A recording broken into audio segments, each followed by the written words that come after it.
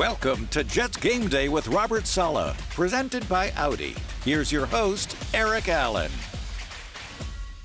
It's a big one in the desert as the Jets will face off against the Las Vegas Raiders. I'm here with a pair of high rollers. That's Nick Mangold and Bart Scott. They're ready to roll the dice. Nick, is it a good time for the Jets to have a short week after that disappointing outcome against the Chargers? I think so. I think, it's tough on the bodies, but I think it'll be good mentally because you don't have a lot of time to dwell on what happened Monday night. Being an away game, having the travel, just being your own team together, I think will help. So, Bart, the Jets are 4-4. At some point, I guess at halftime of this game, they will reach the season's midway point. What can you say about this team right now, where they're at? I think they're resilient, right? I think they know that they let one get away last week. I think they're going to come out and understand that this is a must-win. I talked to Garrett Wilson. He believes it's a must-win because the AFC opponent, and you know that you have to keep pace with this division that's playing at a high level but has struggled. The good thing is everybody lost within the division, so you didn't lose ground, you just didn't gain ground. And you don't get this many opportunities. You got to start taking advantage of it. Vegas, baby. It's all about the numbers. Let's go inside the numbers presented by the New York Lottery. Starting with number 2. Snake eyes. Yeah. The Jets have held consecutive opponents under 200 yards of total offense. The Chargers only could get 191 last week. They're playing at an extremely high level, and that's something that you love to see, and you love the offense to get up to a little bit more because with that kind of defensive play, they can't be stopped. All right, let's get to our second number. It is 5. Bryce Huff, one of the most elite pass rushers in the National Football League. He's got 5 sacks now, and they have all come in the last 5 games. And I love the fact that they're getting him out there earlier, right? He used to be the closer or pivotal situations. They're allowing him to get in the flow, set up, future moves. And he's so disruptive. I mean, he really plays at a high tempo. We used to say play with his hair on fire. But right now, he's one of the best pure pass rushers that this game has. All right, let's get to our third number, and that is 8. Jets offense so far this season, 8 touchdowns in 8 games. They got to pick it up over the season's second half. Yeah, it's not enough if they want to get to where they want to get to. The best part is, it can be fixed. And so as long as they're in there, and I think this is a great opportunity against this Raiders team who does struggle against the run game. So I'm hoping for a big game from Breece Hall and get some things going here. Yeah, we're going to get into our game plan later with our offensive coordinator, Nick Mangold. What do you see from these guys up front, though? What's the fix up front? Every lineman I've ever been around wants to run the football. And sometimes, like we talk about with records, it's not about the yardage, it's about the attempts. Their body blows, they set up later opportunities down the field, play action. You have to give the linebackers something to respect so that they don't get tremendous depth in their drops. So they just got to stick to it and continue, and eventually that well will break. Great stuff. Let's find out what's brewing right now. Here's Caroline Hendershot and Ethan Greenberg. It's time for What's Brewing, presented by Dunkin'. The Jets run on Dunkin'. Ethan, Week 10, Jets taking a road trip to Las Vegas. I know there's a lot of gambling in Las Vegas, but I think a sure bet this weekend, Jets D-line. I think that's a great call on your part. Bunch of ballers right there. How about this? Since Week 5, the Jets have 3 of the 5 best players in terms of pressure rate. Bryce Huff, number 1. Jermaine Johnson, number 3. John Franklin Myers, number 5. That's with a threshold of at least 70 pass rush snaps. But this is where it gets crazy. Okay.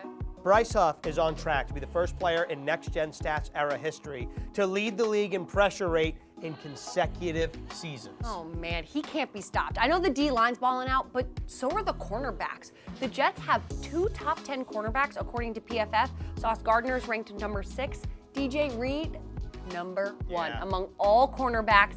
Reed got a forced fumble last weekend. Sauce Gardner got 2 PDs. They're going to have another big test with Devontae Adams this weekend. Well, and how about this? PFF just loves the Jets in general, the Jets defense, it seems, because number 1 defense on PFF. You mentioned the corners. I did the D-line. Let's just talk about the linebackers. C.J. Mosley, number 3 in the NFL among linebackers. Quincy Williams, number 5. And here's the thing. C.J. Mosley, he's a stallion. We know that. He's had at least 10 tackles in 5 of his last 6 games. He's also had 5 games with 10 or more tackles since Week 3. That's tied for the most in the NFL. I think we need to salute the Cap. Yeah, cheers to you, Cap. Coming up, Eric Allen will sit down with Jets head coach Robert Saleh. Jets Game Day with Robert Saleh is presented by Audi. Visit your tri-state Audi dealer to get behind the wheel of yours today, or visit AudiOffers.com for more information. Game Day with Robert Saleh is brought to you by Moody's, proud partner of the New York Jets. Two receivers stacked right, one of those Eckler at the Jet 43-yard line. Herbert back to throw. Three-man rush. The pocket collapses, and he's sacked. Jermaine Johnson as the Jets bring him down on the Chargers side of the 50 for a 9-yard loss. What can you say about your defense after 8 games? About what we expected. You know, it's a good group, man. They play the right way. They play hard. They play physical. They play for one another. They communicate well. They play fast. It's not always perfect, but they correct things on the fly. It's a fun group to coach. How about the last 2 weeks? You guys have given up a combined 98 net passing yards. That's the best mark for this franchise since 1967. Yeah, it's again, testament to those guys, testament to the coaching staff, the players, you know, testament to the front four. You know, and they make it hard on the quarterback. They make it hard on coordinators to be able to take shots on our defense. And credit to the players in the back end. They're so clean with how they operate. It's a cool stat, and you hope we can keep building on it. Justin Herbert, 136 gross passing yards against you guys.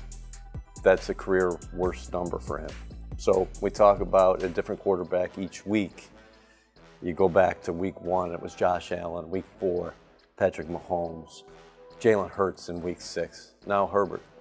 You guys continue to excel against elite passers. What's been the common denominator? You know, with our philosophy in rushing forward, you know, I've always argued if the quarterback is the most important position on the football field, I argue the pass rusher is next, because he's the only position that can take the head off the snake without having to do anything cute on the from a defensive schematic standpoint. You know, so when you combine elite coverage with elite rush, you get special results. And those front four hunt. The back end is very, very deliberate in making sure that there's nothing uncovered. Again, testament to the coaches and the players in the execution. As someone who's lived in this business, do you really have to treat it essentially as 17 one-game seasons? Because everybody's talking about you guys totally different here early this week as opposed to the last couple weeks where you're on a 3-game winning streak. So that's the hard part. You know, we talk about it sometimes. You know, like in baseball, Armageddon to bliss is one day. You go from a loser to a winner all in 24 hours. Could be in the same day if it was a doubleheader. But in football, you can have a 10-game win streak, and as soon as you lose, it's, oh my God, the sky is falling. And so there's a lot of panic, a lot of finger pointing, and it seems like we're in a culture now in all aspects of life. When something goes wrong, we look for people to blame. And it's never as simple as just one person. That's the roller coaster we live in, you know? But like I always tell my wife, we are very fortunate that on game day, we get to experience every emotion the body has to offer. It's frustrating, it's stressful, but you still count your blessings. You made it clear after this game that the offense's problems, not one player. Everybody looks at the quarterback because obviously the camera is on him, but it's the collective. And when you really look at the film, that's what you're seeing. Obviously, he's got to do a lot of things better. He does, but so does every other position group. And you just feel a group that's pressing, whether he's trying to make a play or the receiver's trying to make a play with the ball in their hands or the back's everyone's trying to make the big play happen when it's sometimes the play to make is the play that's available. But right now, just across the board, it's not good enough. I know you want the continuity along the offensive line, but how did Joe Tippmann perform in his first NFL start at center? Of course, he got drafted out of Wisconsin. He played most of his college snaps at center, but he started for you at guard early in the season. Yeah, he's got tremendous versatility. Again, a lot of credit for Joe D and his staff in identifying that young man coming out of the draft, and he stands for what we believe in. He has a tremendous mindset to him. He strains. He plays with great effort. He's got great feet, and he's smart. You know, and usually those guys just work out. And so whether you put him at guard or center, you have confidence that you're in good hands with him on the field. Can you talk about the development of your first-round pick, Will McDonald, and he picks up his first sack in the National Football League? Did he get one? Yeah, he got a half sack. No. No, he's good, man. I argue that he's fortunate, you know, to be a part of this defensive line group where he can take his time to develop without the pressure that comes with being a first-round pick. We got a really good group, and he's going to be a fixture here, very similar to Jermaine Johnson a year ago, where it was just kind of not necessarily hiding, but he was able to develop and kind of find his niche without the pressures of expectations, if you will. As he develops into more of a man in terms of just just like Jermaine did. He put on a whole different type of muscle this offseason. When Will does that and he adds power to his game along with his length and speed, it's going to be hard to handle. All right, let's talk about the challenge ahead with the Raiders. They make the coaching change, and they really seem to respond in that victory over the Giants under Antonio Pierce. You know, defensively, they're very, very good. Max Crosby is one of the best, not only the best players on their team, but he's probably one of the better players in all of football. And then offensively, really felt like they hit their strides. They got 2 elite football players in Jacobs and Devontae, and it's a tremendous challenge that we're up for. We got to be ready to play. And let's not hear, you get after it all the time in the weight room. What can you say about Aaron Rodgers? He's talking about, hey, a few fortnights away, maybe, you know, as far as a return, just from his approach to the rehab aspect of everything. A lot of respect for it, because he could just be taking his time if he wanted, but he's trying so hard to get back, which I think speaks volumes to his love and admiration for his teammates. He's relentless in his pursuit to play football. So, thanks, Coach. Thank you. This exclusive interview with Robert Saleh was presented by Audi. Visit your tri-state Audi dealer to get behind the wheel of yours today, or visit AudiOffers.com for more information. Coming up, Bart Scott and Nick Mangold will break down the key matchups for this weekend.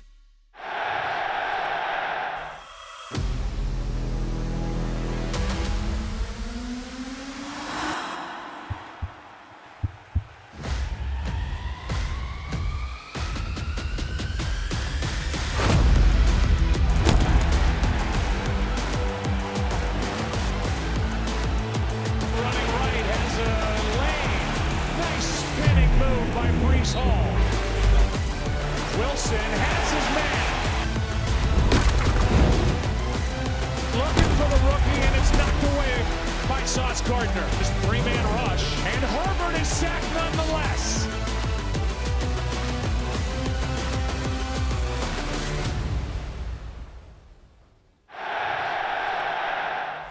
This film breakdown is brought to you by your local Kia dealers. Discover what happens when rugged capability meets true performance. Learn more at kia.com. Kia, movement that inspires. Let's get into the film right now with Nick and Bart. You played center in the National Football League at a very high level. Last week against the Chargers, Joe Tippmann, rookie center, making his first start at the position. Yes, and he did a pretty solid job. And you know what I like to see, even though he's a rookie, a little of that veteran savvy in him, and you see it here on this play. All right, so we're highlighting here my man Joe Tippmann in the center position, and they're going against a 4-man defensive line. And when you have a 4-man defensive line with everybody back, you're kind of expecting some sort of line game. So what they're going to end up getting to is they're going to get to a TT, so the tackle's crossing, which can be, if you're out of position, can be a little tricky. However, Joe stays in position, blocks his guy there, and passes it off nicely. But what you see also out of this is Joe doing a good job setting himself, but my guy here, Max Mitchell, playing right guard, he makes this happen as well by getting that initial punch and getting the defensive tackle not to be able to pick our man Joe Tippmann here in the middle. So as this plays out, you'll see both of them. He gets the punch, passes him over, Joe Tippmann takes it, and the game was executed perfectly and got no pressure. At what point does that communication come into play? Is that something that you got to practice on during the week? And listen, nonverbal communication on game day. Exactly, and that's something you got to hammer, at practice over and over and over, so that way when it happens in the game, sometimes you don't even need to make a, hey, it's coming or a call or anything. You're just able to do it because you practiced it enough with the guys next year. All right, let's flip it to the defensive side of the ball. Bart Scott, let's look at a guy who I think doesn't get enough credit up front. That's John Franklin Myers. Yeah, John Franklin Myers had himself a day. He's very disruptive. This is just a typical game right here. You got Franklin Myers right here. He's in what we call a rush front. And then what he's going to do is, as the play goes, he's supposed to be in the B gap, but we're not statues. We're allowed to move and read things. So he's going to loop over as the offensive guard oversets him. He plays, comes in, and splits a double team. You have the center coming, and he splits the double team, disruptive, gets in the side of the quarterback and forces a bad throw. Only 2 players in the National Football League this season had 3 quarterback hits and 3 PDs in the same game. JFM just did that against the Chargers. This defense playing at a high level. They're playing at an extremely high level. They're communicating, they're attacking the football, but they're also disrupting the pass. And it's not always about if you get the sack. It's about, tip balls change games, getting your hands up when you can't get to the quarterback and being disruptive. He makes these quarterbacks very, very uncomfortable in the pocket. Real quickly, Joe Tippmann, the mullet, yay or nay? Pro. Always. A little something different. It's nice. He's giving me Dr. Death Steve Williams type of vibes, you know what I'm saying? That's old school. Winner, chicken dinner, these guys in the film room. Don't go anywhere. Bart and Nick will put their coaching hats on and deliver the winning game plans. Jets Game Day with Robert Saleh is brought to you by MetLife, the official insurance company of the New York Jets. This segment is presented by the official digital transformation partner of the New York Jets, HCL Tech, supercharging progress. Herbert in the shotgun, 3rd down and 9. Takes the snap, 4-man rush, steps up in the pocket, under pressure. He'll be sacked, thrown down, back inside the 15-yard line. John Franklin Myers gets the sack, but Jermaine Johnson forced the pressure, and the Jets will get the ball back. Welcome back to Jets Game Day, week 9 of the Fantasy Corner. This week, the Jets are on the road, going out to the West Coast to take on the Las Vegas Raiders. Ethan, what advice do you have for fantasy owners this week? Well, it's a long cross-country trip, but you know what travels well, Caroline? Defenses, which is why you need to pick up the Jets defense. First of all, let me just say, if the Jets defense is available, you need to grab them faster than you grab a pig in a blanket during a TV timeout. First of all, the Raiders rank bottom 3rd in the NFL in most offensive categories. 30th in yards per game, 27th in points per game. The Jets defense has not allowed more than 14 points to opposing quarterbacks. And not only that, this is coming off a game where the Jets just held Justin Herbert, the Pro Bowl quarterback for the Chargers, to a career low 136 passing yards. Now they're going up against a rookie in Aiden O'Connell, making his 3rd start in the NFL. I love this play if you have the Jets defense. Okay, you mentioned something really important there. The Jets held a Pro Bowl quarterback, Justin Herbert, to his lowest career passing yards. That's why if you have this Pro Bowl wide receiver, Davante Adams, on your lineup, I'm going to tell you it's probably not a good week to start him. Just hear me out. He has not scored since September. He has not had more than 60 yards since week 5, and the Jets have not allowed a receiver to get a touchdown since week 1. So I'm just saying, with that combination of the D-line getting after Aiden O'Connell, I don't even know if he's going to have time to throw it to Davante Adams. So just keep that in mind as you guys set your lineups. We will see you for Sunday Night Football. Today's game plan is presented by the official digital transformation partner of the New York Jets, HCL Tech, supercharging progress. Before we get into our football game plans with Nick Mangold and Bart Scott, let's get into our Las Vegas weekend game plans. How do you attack it? You go straight to the roulette table, see how the weekend's going to go. Then you hit the spa, then a little dinner, and then you roll those rocks. Roll the rocks? No clubs. No clubs. But the clubs, you got it covered. Yeah, I'm definitely. I'm going to roulette table, betting on black. Go ahead and get that cheese for my taco. Then I'm gonna go over to Tile, have some fun, eat, and then go to the club at Tile, and then wake up on Sunday. It's time to go to the pool party. Well, Sunday, it is game day. Jets, Raiders, offensive game plan for the green and white, matching up with the Raiders team who took it up a level last week, and they have a game wrecker in Max Crosby. They do, and so I think it's APB on Max Crosby, make sure they know where he is and how to block him. But I think the big thing is this Raiders defense is kind of middle of the road, but where they lack is in the run game. Get Breece Hall going, and that sets up the play-action pass. You know, if we can get that run game going, get those linebackers to be biting down, that'll allow Zach Wilson to break the pocket, get out, and make some plays in the passing game. You're thinking a little ground and pound. Oh, I'm always thinking ground and pound. Okay, let's go to the other side of the ball. Jets defense, they've been good against everybody. The Raiders got a little bit of momentum going last week. They have a star on the outside in Davante Adams, a very good running back in Josh Jacobs. What's the plan for Jeff Ulbrich? It's got to be to slow down Josh Jacobs because we know that Antonio Pierce is from the Giants, and we know he believes in that ground and pound and setting up those one-on-ones whenever he gets opportunity. You got to get off the field on 3rd down and make it a tough evening for the young quarterback. Have him looking at the rush and not looking downfield going through his progressions. Jets are back in prime time. We'll see if they move the record over 500 with the victory over the Raiders. For Nick Mangold and Bart Scott, enjoy the football weekend.